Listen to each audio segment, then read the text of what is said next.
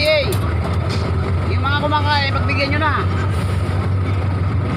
Mas malaki ng uhuli. Kahit kumakain, inuhuli. Ay mga enforcer sa Maynila.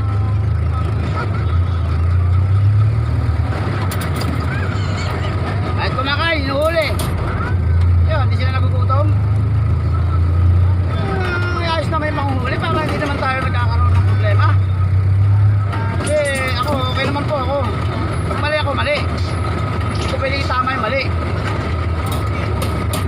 Siyempre sabi niya, bawal doon. Hindi matras ako. Wala man di ako atras. Hanap ko ng tama.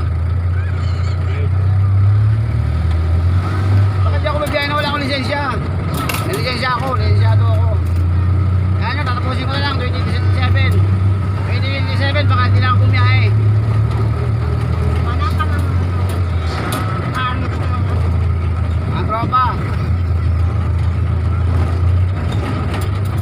Tapunin nyo eh, medyo pagod na rin ako. Medyo pagod na rin ako sa biyahe. Matanda na tayo. Makisamahan na lang po tayo mga tropa. Kung naman tayong masyadong sa kalsada, garapal. Hindi naman ako garapal sa kalsada eh. Kahit na abangan nyo yung rate number na 858. Kung tumatagal ako sa mga tinatawag na pilahan, wala akong pila. Hindi ako nakapila. Bahala na ako, may pasero, wala. Matakbo ako. Pero pagkakain ako, ang uli nyo, ay depende yun. Mag-away tayo.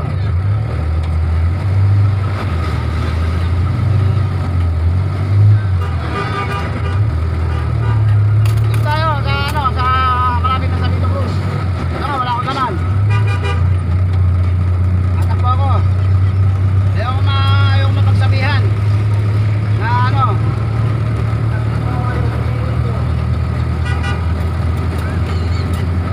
pasaway. Dahil lumalabas nagiging pasaway yung mga mga nanguhuli. Kumakain, hindi naman kumakain lang. Nahuli ako. Ganun ba? Ganun ba yun?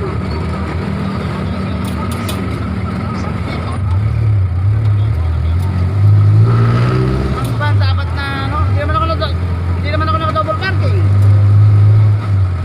Hindi naman nakakasagabal yung sakyan ko. Ano naman, ayos lang. Parang ayos din. Maraming salamat sa mga tropa na nakaunawa noong panahon na inuhuli ako. Salamat po sa nakapagpaano ng intention ko.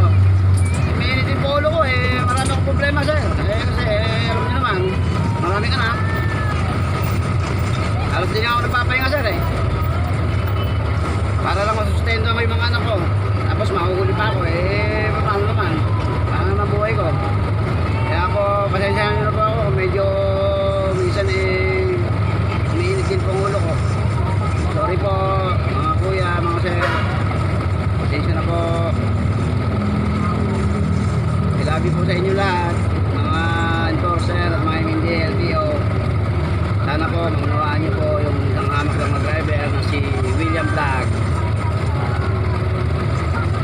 Love you all.